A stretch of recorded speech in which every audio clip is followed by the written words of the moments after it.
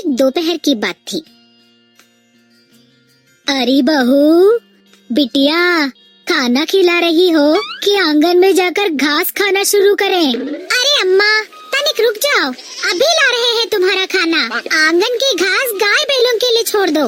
वाह रे वाह बहू, जबान तो देखो जैसे रामपुरी चाकू हो, घचाघच चलता ही रहता है। बिटिया तनिक मुंह बंद कर लो और हाथ चलाओ हाथ।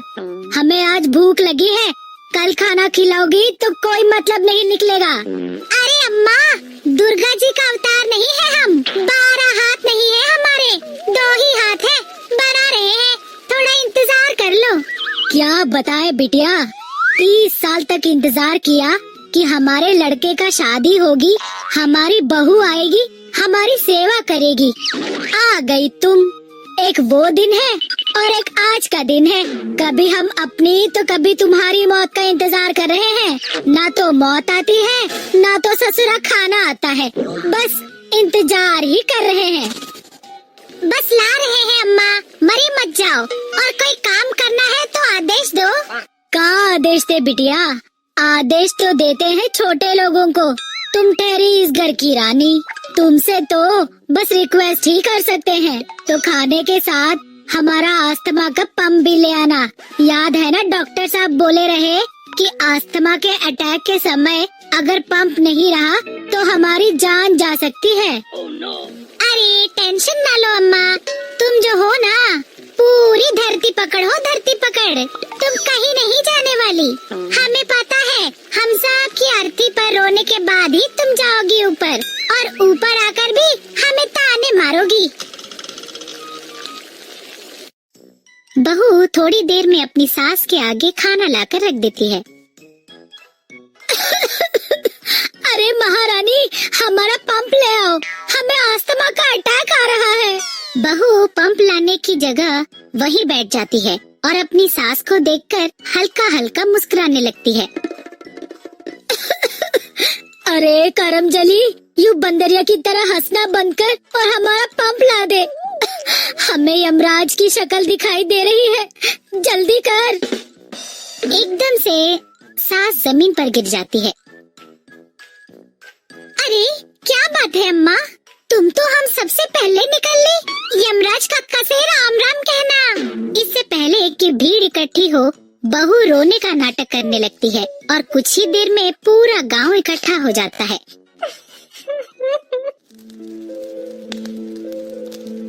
सासू माँ का अंतिम संस्कार कर दिया जाता है।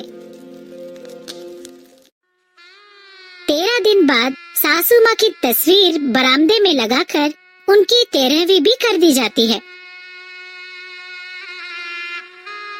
जब सब लोग चले जाते हैं तब बहू उस तस्वीर के पास आती है और कहती है, अम्मा अब ये हमारा घर है, हमारा मन जो करेगा वो करेंगे, खुद ही बनाएंगे, खुद ही खा जाएंगे, तुम बस यहाँ से चुपचाप देखते रहना। अरे क्या बात है अम्मा, कुछ जवाब नहीं चल रही तुम्हारी? ये जो कैंची से तेज जुबान थी ना तुम्हारी, अब उसकी धार चली गई है क्या? कुछ बोल क्यों नहीं रही हो? अरे बोलो बोलो लेडी, मोगैम्बो बोलो।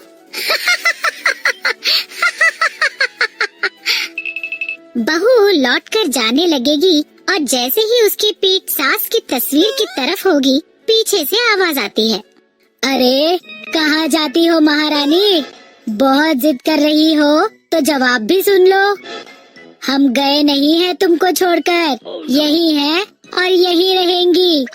यमराज से बोले कि हमें अकेला नहीं आना, हम बहू को भी लेकर आएंगे। अब देखेंगे बिटिया कि तुम क्या करती हो, कैसे करती हो। 24 घंटे तुम्हारे सर पर चमगादड़ की तरह मंडराते रहेंगी। हमसे आजादी नहीं मिली है तुम्हें।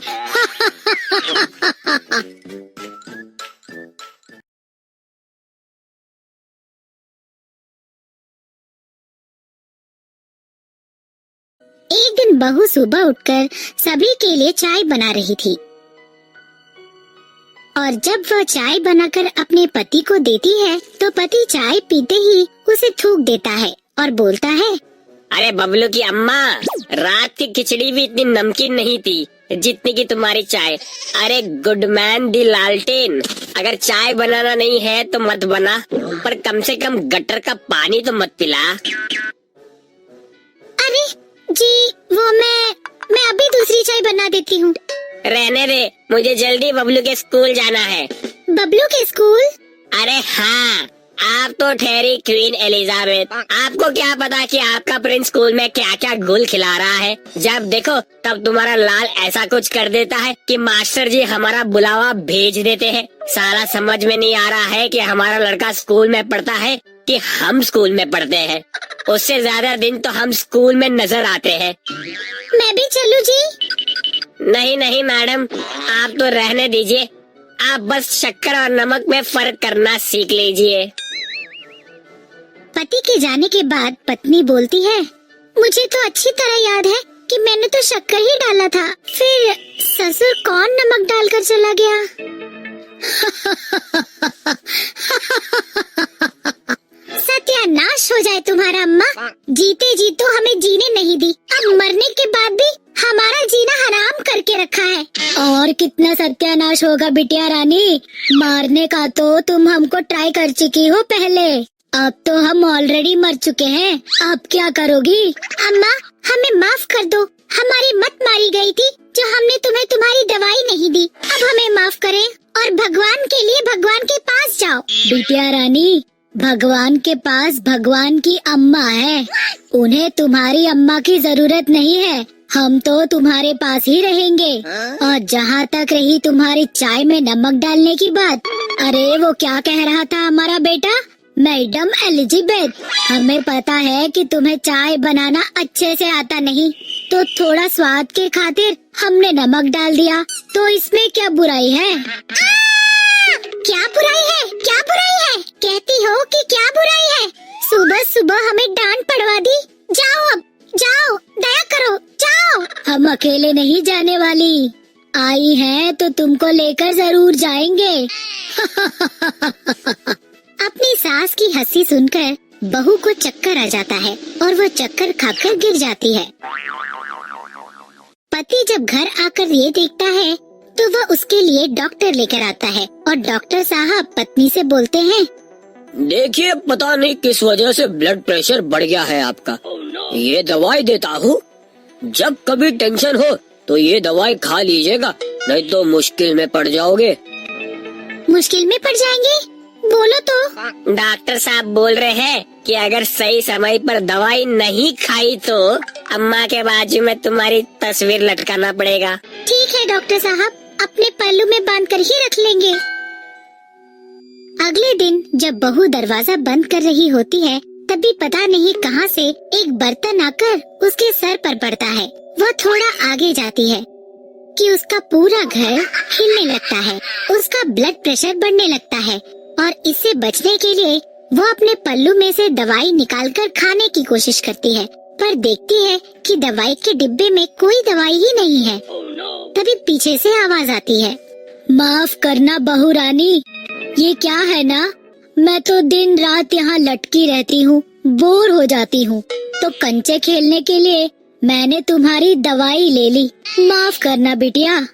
बहू अपनी सास की तस्वीर की तरफ देखती है कि वो एकदम से गिर जाती है और ब्लड प्रेशर के कारण उसकी मौत हो जाती है।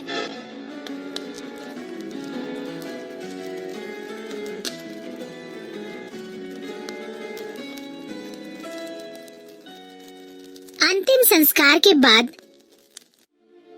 सास की तस्वीर के बाजू में ही बहू की तस्वीर लगा दी जाती है और जब सब चले जाते हैं तो एक बार फिर सास और बहू की कहासुनी चालू हो जाती है। कैसा लग रहा है बिटिया दीवार पर लटक कर? अम्मा दीवार से कोई परेशानी नहीं है, प्रॉब्लम तो ये है कि तुम्हारे बेटे ने हमें तुम्हारे बाजू में ही लटका दिया, हमें जीते जी तो तुमने चैन से रहने नहीं दिया, अब मरने के बाद भी तुम्हारे बाजू में ही बैठा दिया गया है हमें। अरे तो क्या महारानी के लिए नया सिंहासन बनवाए? देखो सीधी सी बात है अम्मा, सिंहासन की औकात तो तुम्हारे बेटे की भी नहीं है और तुम्हारी भी नहीं, हम तो बस इतना चाह रहे थे कि हमें किसी दूसरे कमरे में डाल दें ताकि तुमसे तो मुक्ति मिले। सास और बहू लड़ाई कर रही होती हैं कि तभी पति वहाँ आ जाता है और दोनों की तस्वीरों से बात करता है। पहले वो पत्नी की तस्वीर से बात करता है। अरे देखो सुहासिनी, तुम तो जवानी में ही निपट गई, हम अभी भी जवान ही हैं, उम्र ही क्या हुई है हमारी। तो वो बाजू के गांव वाली मौसी है ना हमारी दूसरी शादी तय कर रही है। देखो तुम बुरा मत मानना, पर हमने शादी के लिए हाँ कह दी है। फिर पति अपनी माँ की तरफ मुड़कर बोलता है, देखो अम्मा, हमारी जो नई बीवी आने वाली है ना, बोले तो तुम्हारी नई बहू, उसकी रिक्वेस्ट है कि उसके साथ उसकी माँ भी आए। और तुम तो जानती हो हम कितने अच्छे आदमी हैं, हमने हाँ कह दिया। शादी के बाद वही हमारी अम्मा होगी। ऐसा कहकर पति चला जाता है और बहू और सास दोनों की तस्वीरें रोने लगती हैं।